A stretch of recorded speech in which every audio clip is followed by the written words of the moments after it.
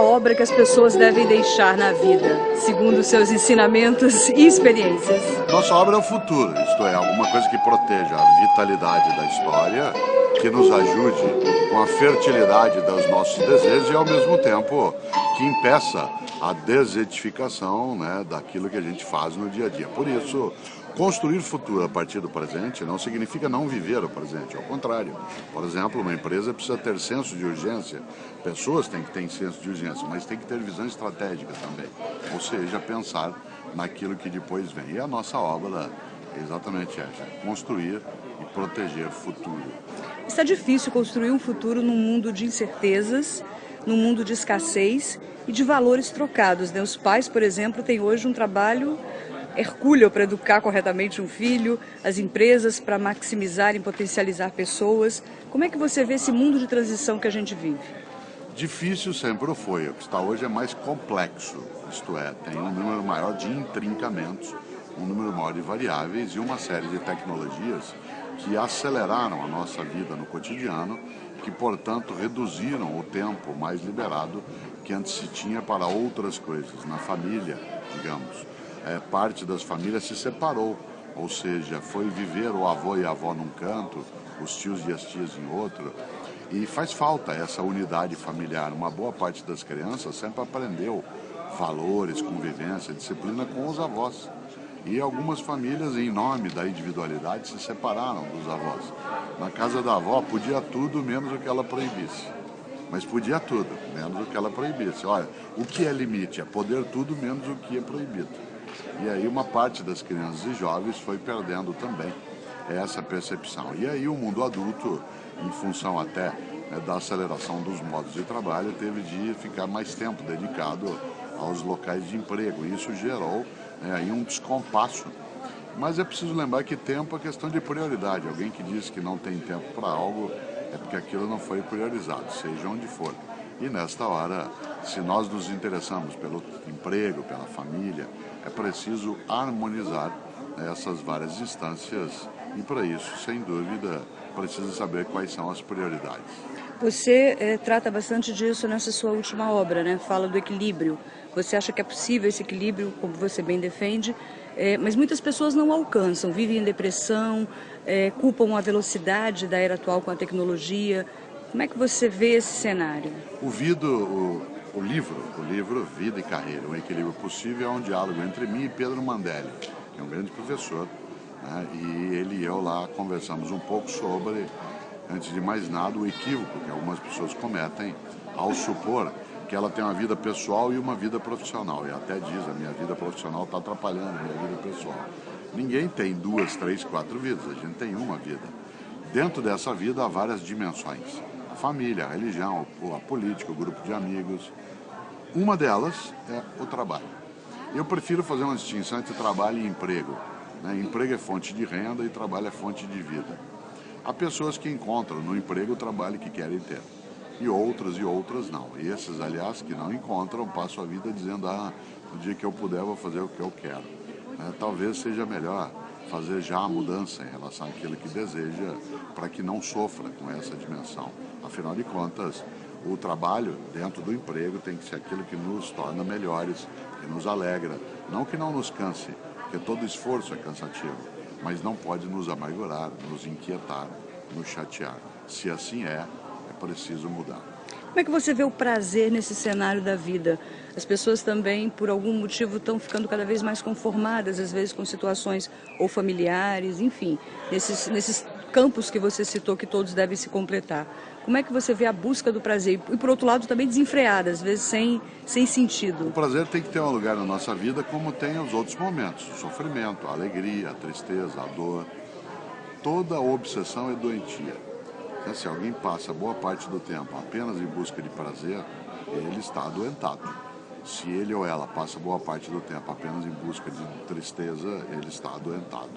Isso significa que o prazer tem o seu lugar. Ele não pode ser o que em vários momentos ele vem sendo para algumas pessoas, que é uma coisa fugaz, passageira, uma fumaça, um cometa. Ele tem que ser pensado, guardado no seu tempo. A busca desesperada pelo prazer a todo momento, algumas pessoas só encontram no consumo. E como, de fato, o consumo não é um lugar onde o prazer possa residir, ela tem que mudar e buscar outra coisa e outra coisa, e isso adoenta demais. A capacidade de olhar as coisas que não são tão custosas, mas que têm uma simplicidade positiva, elas são sim fonte de prazer. Cozinhar com quem a gente gosta, a capacidade de cantar uma hora juntos de repente, né? A possibilidade de olhar um sucesso que obteve no emprego, isto é, que deu certo um projeto.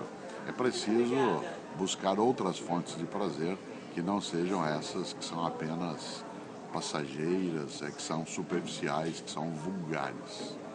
Como controlar o consumismo infantil versus a culpa dos pais cada vez mais ausentes também por rotinas de trabalho? Um pai ou uma mãe que se ausenta, ele precisa saber que se aquilo é uma escolha, ele talvez tenha que mudar a escolha. Se a escolha dele ou dela não é, porque ele é obrigado a fazer, ele tem que reinventar os outros tempos de presença que tem.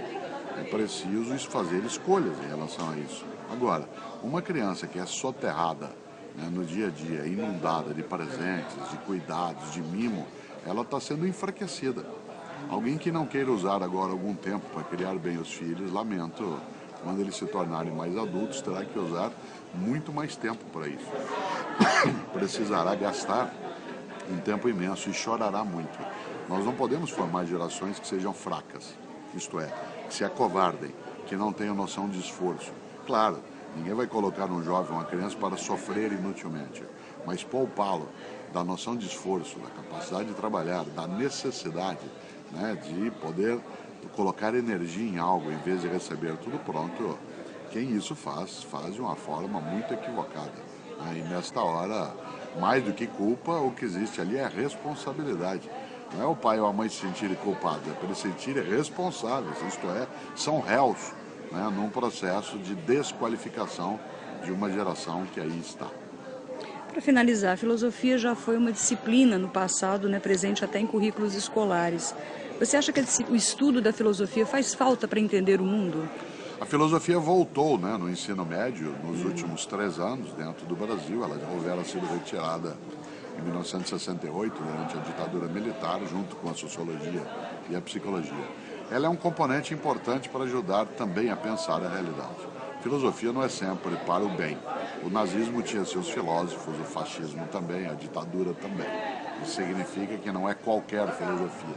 Não é a filosofia em si que ensina a pensar, né? Pensar é um atributo atávico da espécie, nascemos com essa condição. A filosofia é uma área que lida com as indagações em relação àquilo que a outra ciência lida com os comos. De maneira geral, a ciência, a física, a química, a biologia, ela lida com o como do mundo. E a filosofia busca os porquês. E para que levantar os porquês? Para não ter uma vida automática, robótica, uma vida alienada. A filosofia, aquilo que eu chamo de a boa filosofia, é a que nos leva a ter uma vida mais consciente. E por isso, ela sim, nos perturba, uma vez ou outra, tira de algumas comodidades, mas ela não pode servir para nos desesperar.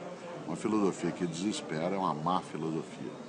De modo geral, o Brasil tirou uma nota péssima no último INDEB, né? As pesquisas que o MEC tem revelado, enfim. Você acha que o Brasil está preparado, em termos de educação, para essa onda mesmo, né? Enfim, que os BRICS estão surfando, que o Brasil comanda, inclusive, de país emergente? Há um equívoco de alguns economistas e até de outras pessoas que relacionam educação com desenvolvimento econômico de maneira direta. Nós somos o país de número 66 no índice de desenvolvimento humano na área de educação. 66. Mas nós somos a 6ª economia mais poderosa do planeta.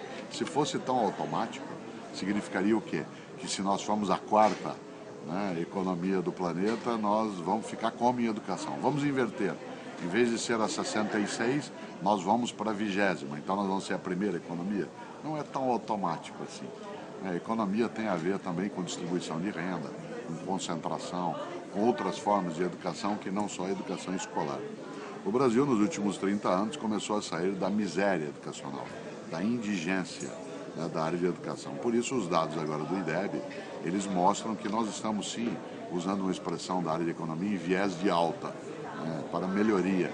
Mas é algo que ainda não nos entusiasma. Nós temos um tempo longo, para usar uma frase antiga, nós não estamos no começo do fim, nós estamos apenas no fim do começo.